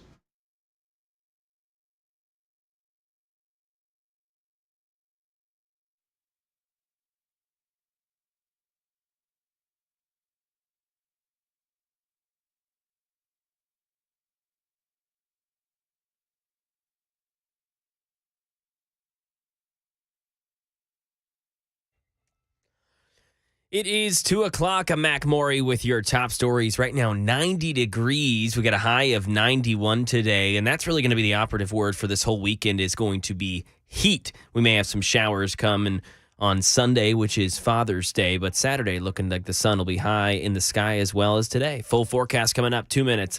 A jury in Pittsburgh today found Robert Bowers guilty of opening fire at the Tree of Life Synagogue in October of 2018, killing 11 worshipers and injuring 7 more in the deadliest anti-Semitic attack in U.S. history. Pierre Thomas says the verdict was a priority for federal prosecutors, even though lawyers for Bowers admitted that he was responsible. They were deeply concerned about the fact that this was, in fact, a hate crime, that this suspect went to that synagogue to kill people based on their religion, full stop. And it was a high priority case to get the conviction. Now he's eligible for the death penalty. So in terms of the message that it sends, that's why this was a priority for the federal government to get in there, get this conviction, and make this man an example for the heinous crime that was committed. Some crime here in Tennessee. 2 teenage brothers are now facing charges after a 13-year-old was shot yesterday. This happened at an apartment complex in South Nashville. The teen was shot in his shoulder and is currently at Vanderbilt Medical Center. Officials say right now in the investigation they believe that a 15-year-old was outside of an apartment and had a rifle in hand, and that when it then went off and hit that 13-year-old. The teen reportedly fled the scene. The shooter's 16-year-old brother allegedly told the shooter to leave, and then he went and hid the weapon inside. And in some national news, some global news, even the NATO chief only speaking of Ukraine in terms of supplying ever-increasing weaponry. Here's Tom Rivers. Well, more citizens in alliance countries want to see pressure applied on developing a negotiated settlement. Secretary General Stoltenberg isn't going down that track. His take on Ukraine's forces. They face tough terrain, dug-in Russian troops, and fierce fighting. As Russia's war aggression continues, it remains crucial that we increase our support. Just the latest U.S. military support package for Kyiv comes with the price tag of over $2 billion. And in sports, one of the NBA's brightest young stars and one of Tennessee's best-known athletes right now has been suspended for almost one-third of the next season. Brian Clark. The NBA has suspended Memphis Grizzlies star Ja Morant for 25 games without pay due to what the league described as conduct detrimental to the league. This suspension stems from a May incident in which Morant was seen holding a gun as another person was live streaming their car ride. And this came just 2 months after Morant was suspended for 8 games after he live streamed himself holding a gun in a Colorado strip club. The league says the Grizzlies star will also be required to meet certain conditions before he returns to play. And that is the latest news. Weather's next. I'm Mac Morey, WTN News.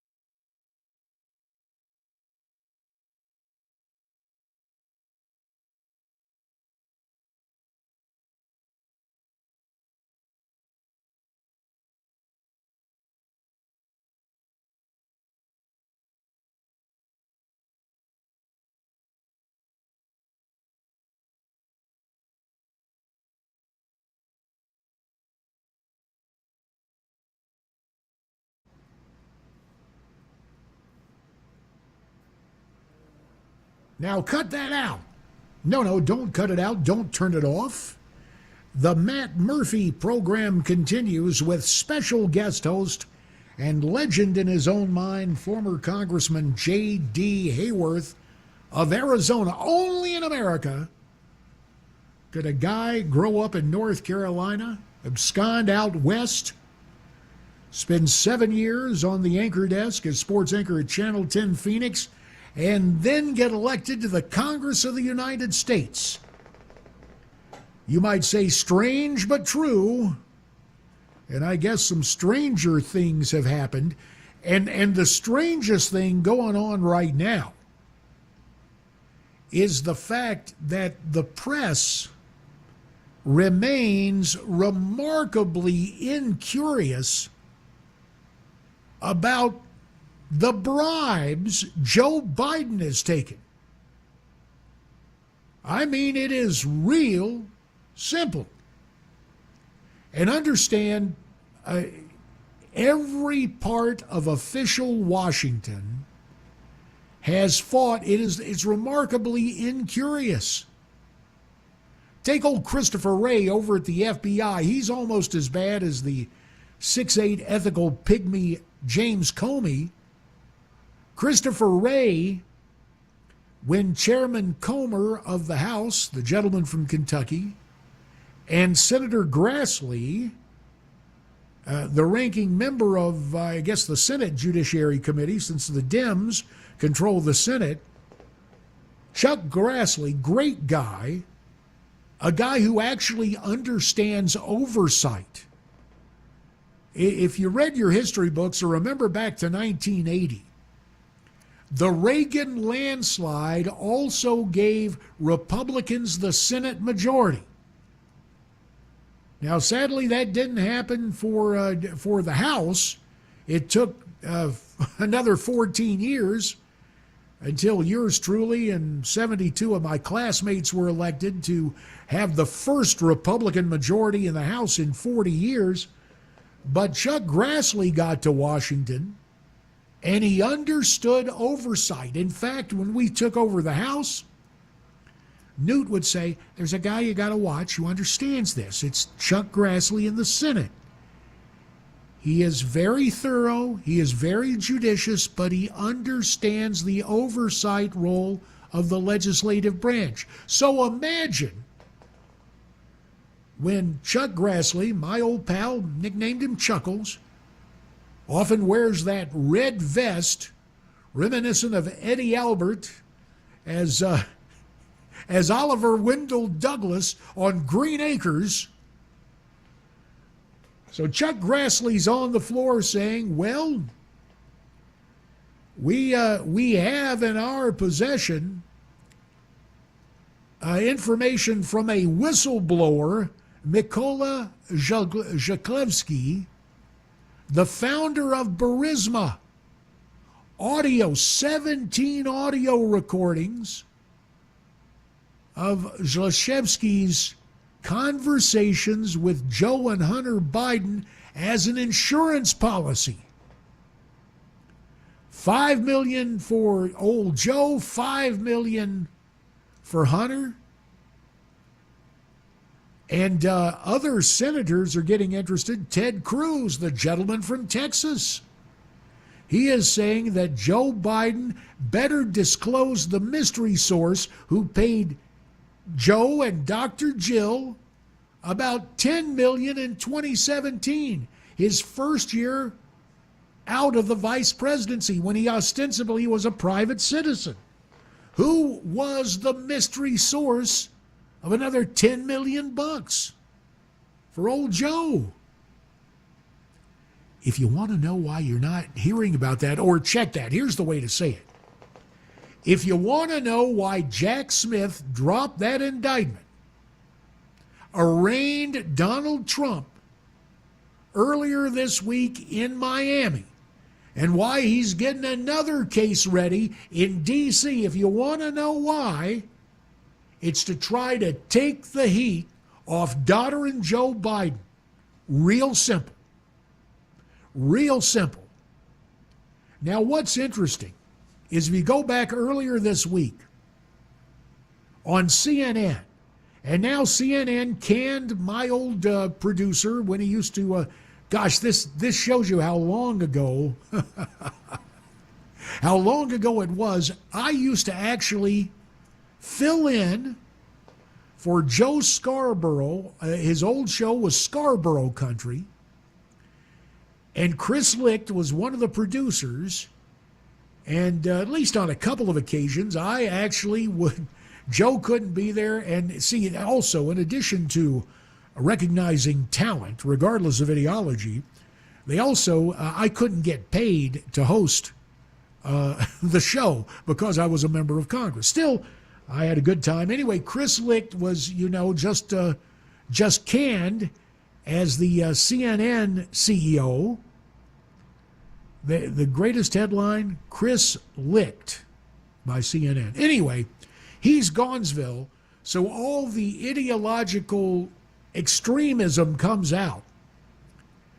And Jake Tapper, whose first gig on Capitol Hill was as press secretary to Democrat Congresswoman Marjorie Margolis-Mezvinsky, 3M, we called her.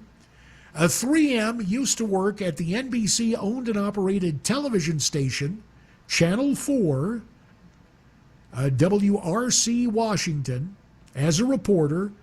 Then she married Ed Mazvinsky, going back to Philly, and got elected to Congress, and she was the vote. Now, all of us campaigned since the greatest tax increase in American history only passed by one vote. The beauty of it was, in your district, if your opponent voted for it, they cast the deciding vote. But really, the deciding vote was cast by Marjorie Margolis-Mezvinsky. Clinton calls her and says, look, we'll come up there to Philadelphia, we'll come to your district, we'll do a big symposium on the budget and on helping folks, and we'll really make you the star of that show. Just vote for my tax increase. So Marjorie walks down and casts that vote. That's the reason my pal John Fox defeated her in 1994. Now, I guess Bill and Hillary and Marjorie and Ed made up because I think they're now in-laws. I think Chelsea's hubby is a Mezvinsky. Anyway, that was Jake Tapper's first gig. So he started as a Democrat staffer. And then, honestly, he drew like this weird little comic strip for Roll Call. But now, of course, he is a serious CNN analyst. He was so angry that after the arraignment in Miami, Trump went to Little Havana, to the Cafe Versailles, and he was greeting his supporters. And what the heck, it was right there concurrent with his birthday this week. So Trump is not the kind of guy who's gonna hang his head and slink off somewhere, and it infuriated Jake Tapper. Take a listen to cut 7.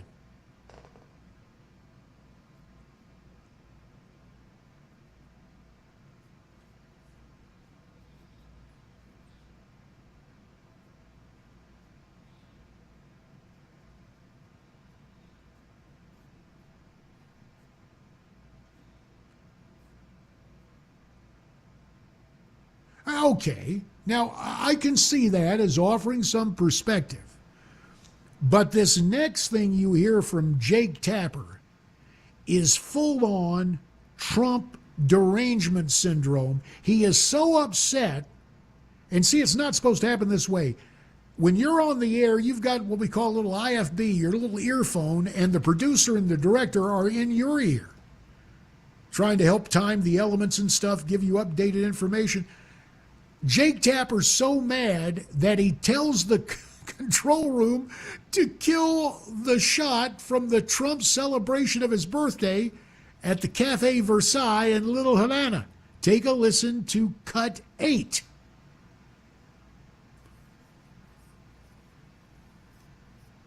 No, that's cut 9. That's cut 9. That's President Trump. We're looking for cut 8. I'm sorry, that's what I got listed as cut 8 here. Oh, well, maybe it got passed over. Oh. That's okay. Well, anyway, gee. Yeah, let me search through my files. I'll see if I can find it. That's all right. No big deal. If we don't have it, that's okay. Anyway, Tapper is saying, would you please get off that shot? Just bring it back here. We don't need to see any more of the celebration. To the folks in the control, bring it back here. We've seen it already. And it just shows you how ideologically and viscerally opposed these people are to Donald Trump, which is why they remain remarkably incurious about Biden. Now, here's my question for you. How long is this wall of support for Biden going to last? Will the word come down as Congress continues oversight? Will the word come down from the the Obama Soros influencers? You got to drop Joe. You got to take the smiling cobra, the California governor. When is that going to happen? Because believe me, gruesome Gavin Newsom is filing the caps on his teeth. He's got his hair slicked back. He's got that weird kind of diabolical twinkle in his eye, and he is raring to run for president. So, do you want to pick a date, or will it even happen? Will the press corps in Washington and the network heads in New York finally say, we got to get rid of Joe and we got to build up gruesome Gavin Newsom?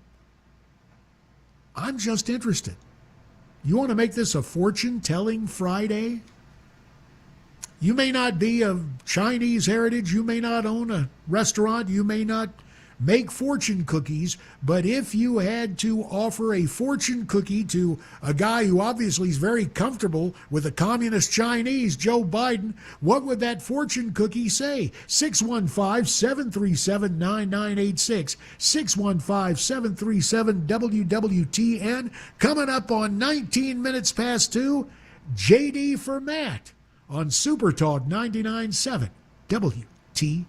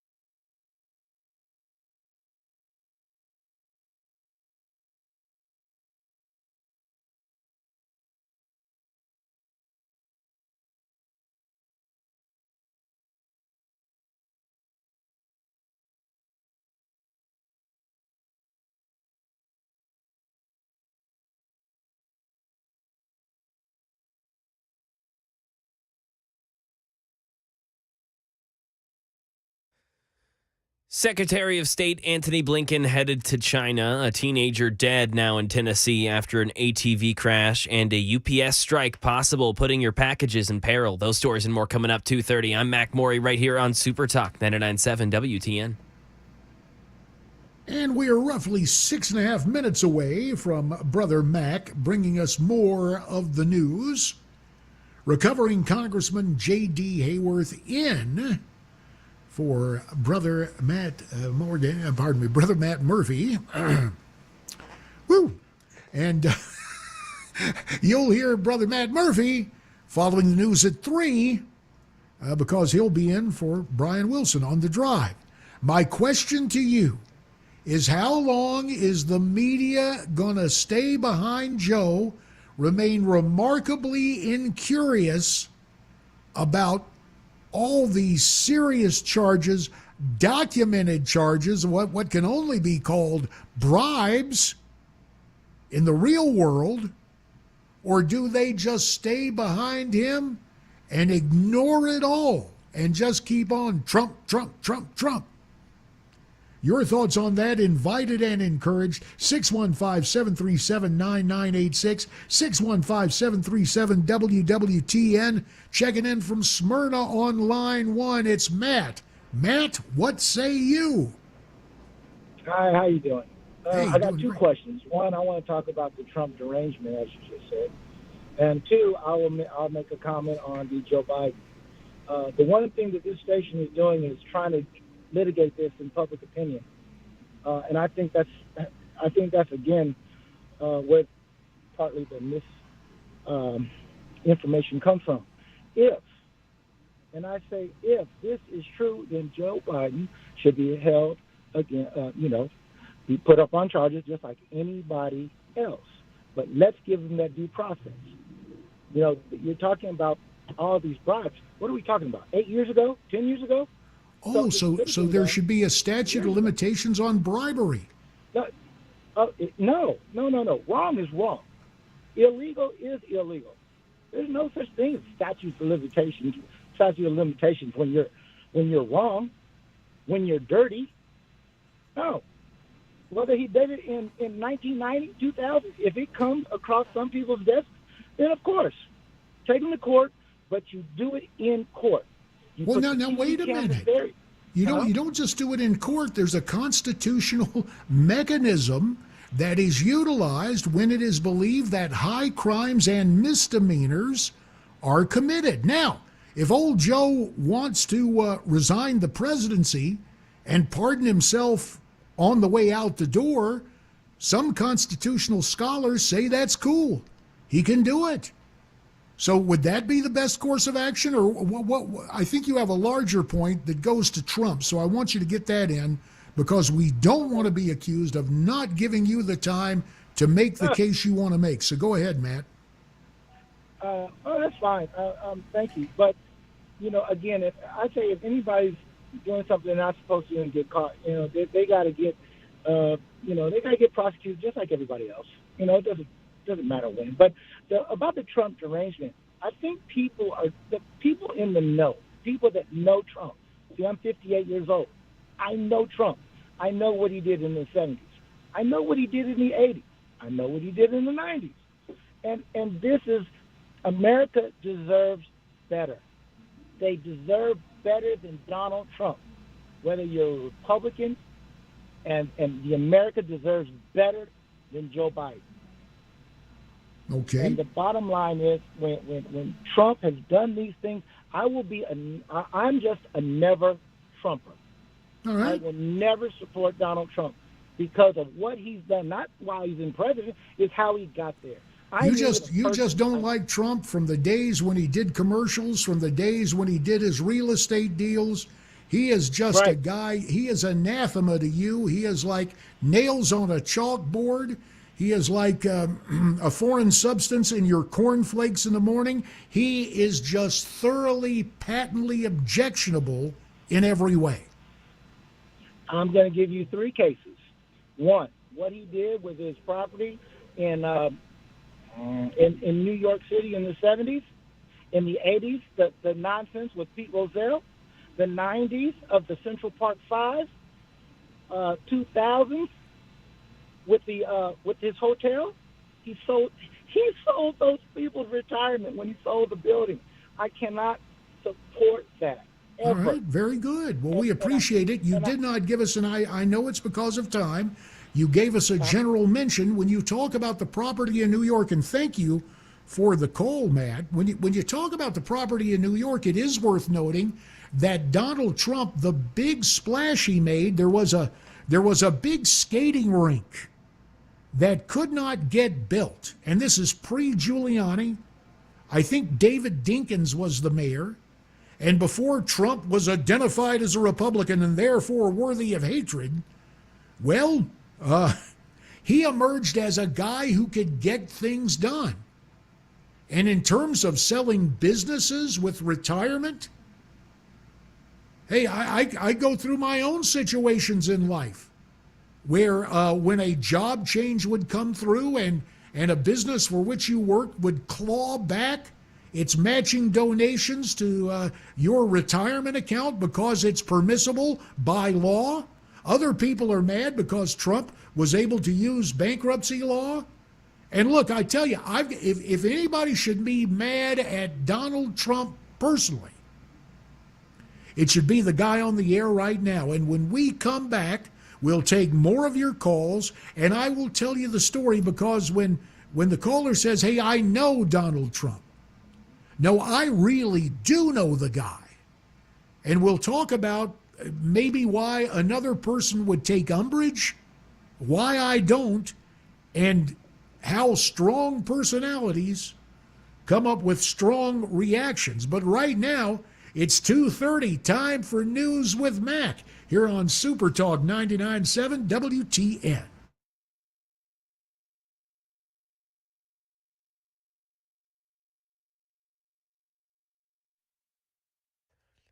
2:30, I'm Mac Maury with your top stories. 90 degrees, a sunny day. Tomorrow to be the same. Sunday set to be a little more rainy and thunderstormy. Got a full weather forecast coming up in just a couple of minutes. The Chinese spy balloon incident that prompted the Secretary of State to postpone a trip to Beijing in February. Well, now that trip is about to get underway. The visit is the first by a Biden administration cabinet-level official and comes at a pivotal point in the often adversarial relationship between the United States and China. As the Secretary of State heads out on a high-stakes trip to Beijing, he's calling it an important step forward, but not enough to ensure the relationship doesn't spiral out of control. Intense competition requires sustained diplomacy to ensure that competition does not veer into confrontation or conflict. That is what the world expects of both the United States and China. One critical goal for this visit: reopening lines of communication between the two countries' powerful militaries, key for heading off potential escalation. In an active investigation here in Tennessee, Channel 4 says that a teenager died in an ATV crash. This was in Portland, Tennessee on Wednesday. Police say the ATV's brakes weren't working when the three people on it, a girl, a boy, and an 18-year-old, ended up hitting a van. Cecilia Cotter passed away this morning from those injuries. No one else had life-threatening injuries in that accident. And getting packages delivered in August could be a challenge. UPS workers have just authorized a strike. Andy Field tells us it's not definite, but it could happen. UPS delivery workers say if the company does not improve pay, benefits, and working conditions, they could go on strike as early as August. The company's already agreed to union demands for air conditioning in all new UPS trucks beginning next year, but other issues are still on the table. The union represents about 340,000 UPS workers delivering packages worldwide each day. UPS delivery workers say if the company does not improve. And that is the latest news. Weather's next. I'm Mac Maury, WTN News.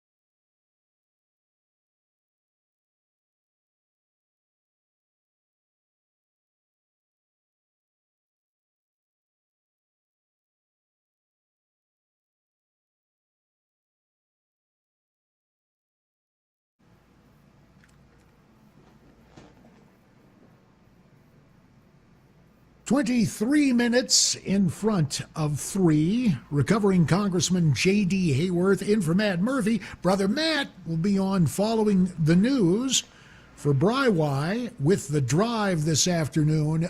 Don't go anywhere, because before you and I part company, we're going to have what I believe is the greatest song for Father's Day. And it comes straight out of Music City, USA, and we'll have that for you again a little bit later. Going to get back to the phones, but visiting with David from Smyrna, he says, I know Donald Trump. No, I literally know Trump. When I went down to take the gig at Newsmax TV, had dinner at Mar-a-Lago, who was there but Trump? And even before that, maybe used to hear me back when back when Imus was on MSNBC, and I would be a frequent guest. Boy, the late Tim Russert really pulled a dirty trick on me with about a minute left on Meet the Press. He accused me of all this stuff, and I smiled through it and said, no, that's not true. And so Imus, he's banned for life. And then his next guest was Donald Trump. And it was when Trump still had the stuff in Atlantic City. And of course, he was trying to unload that, all the casino stuff. And he was mad because of Indian gaming, a lot of which goes on in my old congressional district. Yeah, that Hayworth, he's terrible. He's terrible. He's all into Indian gaming. So by rights, I should be angry with Trump. But I met him at Mar-a-Lago. We agree on China. He was right on trade, and he has been right more often than he hasn't been. Now, he's not the most diplomatic guy in the world. In fact, he is the disruptor in chief. But part of, and I will tell you this as a guy who has served in public office, especially if you're a big guy. Now, always smile, always be polite. The left will send grandmas up to scream in your face, but you smile at them. For example, remember when Candy Crowley, the kind of full-figured gal, the last presidential debate with Mitt Romney, not a big fan of Mitt's, she puts out disinformation to help Obama. And boy, imagine if she had done that to Trump. Hey, sister, go eat another chocolate chip cookie. What you're saying isn't correct. So it appeals to a lot of us. And he did a bang-up job as president. And it looks like he may have the chance again.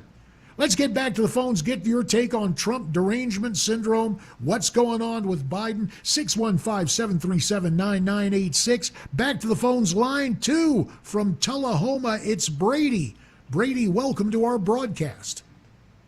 Hey, JD, it's Freddie, man, but I appreciate it. And I kind of have a retort to David as well, and I agree totally with what you're saying, and I'm going to add to it. As far as Trump goes, I don't know him, but I know about him, and I couldn't stand him before he became president. But people have to realize the Neville Trumpers, there's no politician that's going to be perfect, and they're all human, and they all have done some dirty things.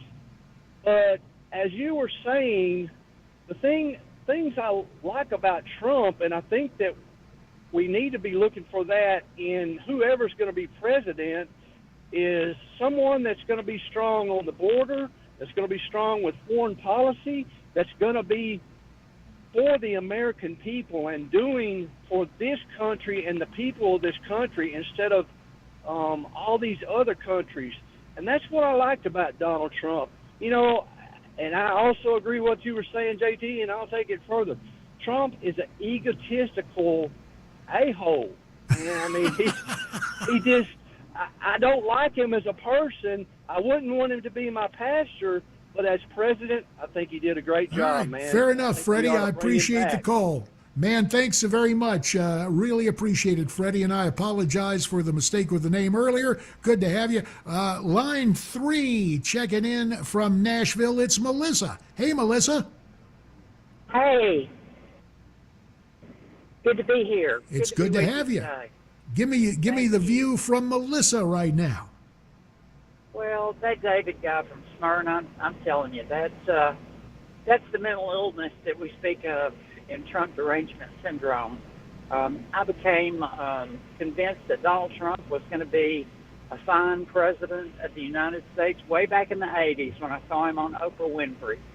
And he Oh, yeah. I remember that episode. Yeah. And you know what was wild about that? You know, another guy who supported Trump way back then? Former President Nixon.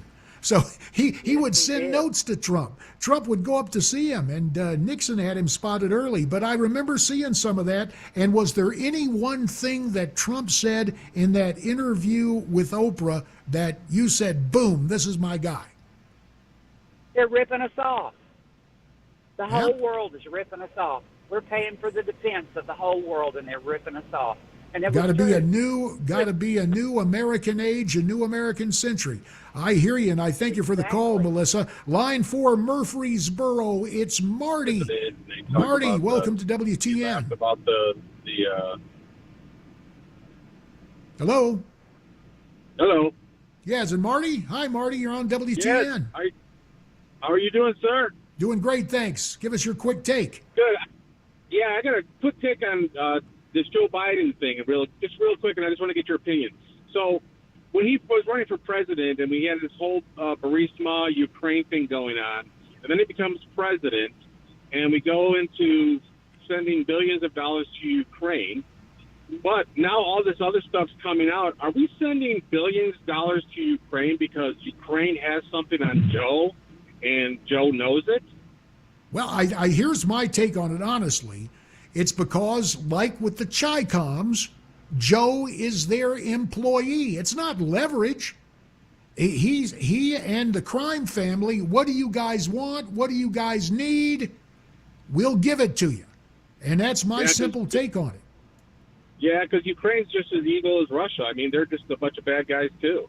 Well, look, Ukraine has been ethically challenged for a long time. The difference between Ukraine and Russia is the fact that Ukraine has a bunch of K Street lobbyists. And when you have one of my former classmates, now the senior senator from Mississippi, talking about using a nuclear option in defense of Ukraine, you go, now hang on a second. Hey, good call, Marty. I thank you for it very much. Mercy. Wouldn't you know, the calls start coming in when we're heading down the home stretch. When we come back, the greatest song, to me, it says Father's Day, and it comes out of Music City, USA. Straight ahead, 2:45, it's JD for Matt, Hayworth for Murphy, on Super Talk 99.7 WTN. A Roth IRA versus a traditional IRA. Which one should we do? A lot of people struggle over this particular decision. And I'll just give you a couple tools to figure out what might be better for you. Think about it this way. Let's say if I had $1,000 that I was thinking about investing, that was income, $1,000 of income. With an IRA, let's say that you're in a 30% tax bracket. Let's say there is such a thing. And you want to put this money in an IRA. You're going to save $300 in taxes. Now, if you go post-tax with like a Roth IRA, this is how much goes into the Roth IRA. Now, let's say that later on down the road, we have this money and it didn't grow at all, just to keep the math really simple. And let's say that at some point in the future, you're in a lower tax bracket, because the way our tax system works is that your first income is taxed at a really low rate, and then you get up into higher rates, 10%, 12%, 22%, and so on and so forth. It gets higher. If you're earning income and you're at that particular tax rate up there, you might want to avoid that tax rate right now and take the income at a later point in time when you're in a lower average tax rate. Now let's say that you're in a 10% bracket down here when you pull the money. How much are you going to pay in taxes? 10% of $1,000 is $100. How much do you get to spend? $900. Well, even though I didn't have growth, I had growth because of the difference between my tax rate here and here. And that's the idea. That's one of the things that we look at. We look at Social Security taxation, income taxation, and a lot of factors that might drive you in a higher or lower brackets in the future. If you want to learn more about our approach to investing and financial planning, go to paulwinkler.com and set up a free 15-minute phone call, or call 615-851-1950.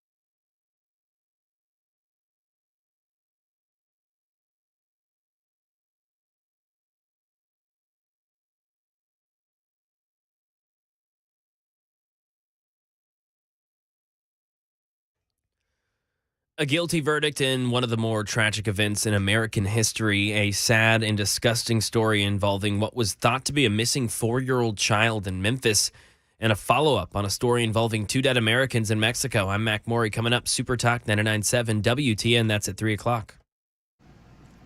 And that's about, less than 7 minutes away. J.D. Hayworth in for Matt Murphy, who will come up on the drive following Mac's newscast at 3. I promised you what I believe to be the greatest song about fathers. I think it's a Father's Day anthem. Hard to believe the man who sang it, a prolific writer, a great performer, he was promoted to the heavenly choir almost 30 years ago. He was born Harold Jenkins, took his stage name from the towns of Conway, Arkansas, and Twitty, Texas. Listen to this song from the late Conway Twitty.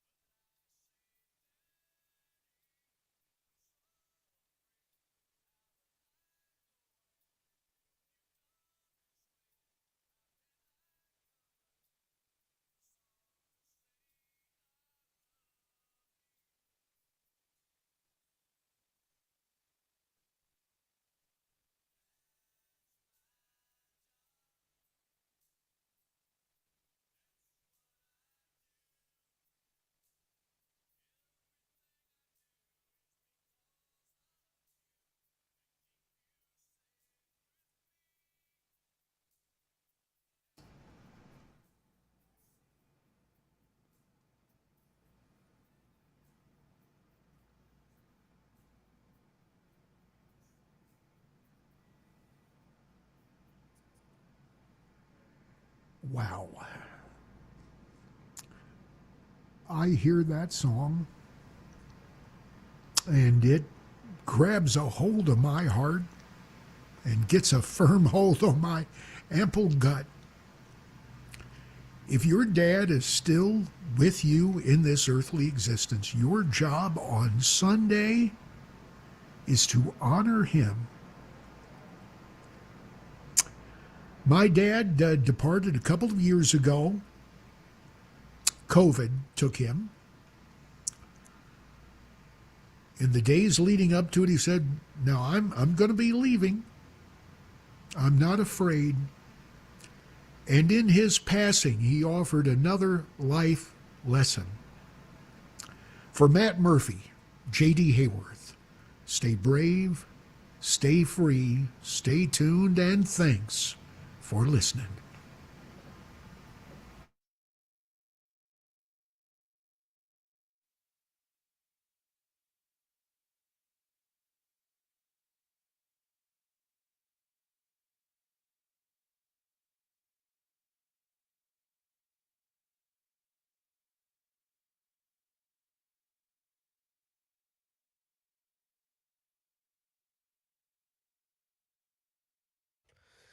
It's 3 o'clock. I'm Mac Maury with your top stories. 91 degrees, and it's going to be hot this whole weekend. Rainy and stormy potentially on Sunday. Got a full weather forecast coming up in just a couple minutes. Today's guilty verdict in the worst attack on Jews in American history was expected, and now the survivors of the 2018 Tree of Life shooting in Pittsburgh that left 11 dead and 7 injured are looking ahead. Brian Clark. Friday's verdict was another step in the process for people like Stephen Cohen, the co-president of the New Light congregation, which saw 3 of its members killed along with 8 others in the massacre. We look forward to a final just conclusion and a just punishment for the horrible, horrendous deeds done 4.5 years ago. That conclusion could be the death penalty for convicted shooter Robert Bauer. Some of his crimes make him eligible for death, something prosecutors have sought since the start of the trial. And in Memphis, a terrible and tragic story. News 2 says that a mother of a 4-year-old child that was reported missing yesterday told police that the child had actually been dead for some time and that they put the body inside of garbage bags inside of the home. Police found the body remains today, and now both the mother and the boyfriend have been charged. The 4-year-old with a feeding tube allegedly was last seen on security camera footage the night before walking out of her house. And over to some new details in a mystery in Mexico. 2 American tourists from California found dead in their hotel room, one in bed, the other in the shower. They had been complaining of feeling sick the night before their deaths. Alex Stone reports. The paramedics who responded to the Hyatt Hotel in Baja California tell us they felt dizzy within minutes of entering the room of the resort, where rooms average close to $1,000 a night. Fernando Valencia is one of those medics, telling us, "We started to feel dizzy. We went out of the room as soon as possible." The paramedics retreated and got medical aid themselves. Local police say they suspect a gas-like substance, but Hyatt says it does not believe the cause of death was related to any issues with the hotel itself, including carbon monoxide or gas of any kind. And 3 years after George Floyd's death, the Justice Department released its report on the Minneapolis Police Department. Brian Clark gives us some details. George Floyd died under the knee of a Minneapolis police officer, and Attorney General Merrick Garland said the Justice Department's investigation into the Minneapolis police found numerous abuses of power and disregard for the safety of people in custody. Our review found numerous incidents in which MPD officers responded to a person's statement that they could not breathe with the version of, "You can breathe. You're talking right now." The report also found discriminatory policing. MPD stopped black and Native American people nearly 6 times more often than white people. The Department of Justice and City are working towards a consent decree to enact reforms. That's the latest news. Weather's next. I'm Mac Maury, WTN News.